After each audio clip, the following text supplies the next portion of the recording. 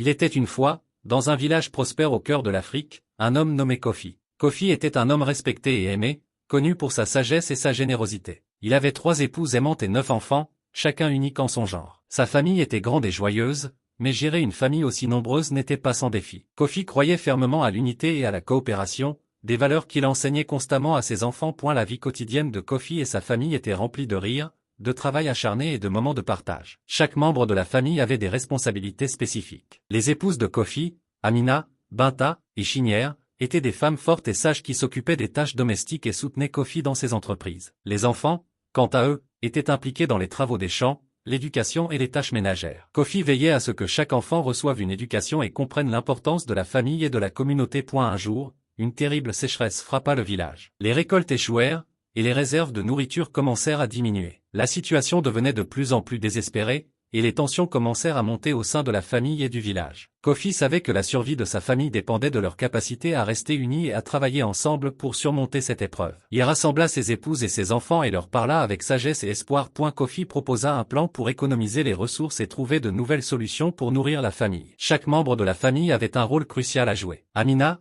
Binta et Chinière organisèrent des ateliers pour enseigner aux femmes du village des méthodes alternatives de culture et de conservation des aliments. Les enfants, sous la guidance de Kofi, commencèrent à explorer de nouvelles sources d'eau et à apprendre des techniques de pêche pour diversifier leur alimentation. Inspirés par l'exemple de Kofi et de sa famille, les autres villageois commencèrent à travailler ensemble pour surmonter la crise. Ils partagèrent leurs connaissances, leurs compétences et leurs ressources, créant un réseau de soutien et de coopération. La solidarité et l'entraide devinrent les piliers de la survie du village. Les tensions initiales firent place à une nouvelle ère de collaboration et de fraternité. Grâce à leurs efforts collectifs, Kofi, sa famille et le village réussirent à surmonter la sécheresse. Ils découvrirent de nouvelles sources d'eau, maîtrisèrent des techniques agricoles innovantes et développèrent des méthodes de conservation efficaces. La crise avait renforcé leur unité et leur détermination. La famille de Kofi devint un modèle pour tout le village, et leur histoire se répandit dans les régions voisines comme un témoignage de la puissance de l'unité et de la coopération. La sécheresse prit fin, et les pluies revinrent, apportant avec elles la promesse de nouvelles récoltes abondantes.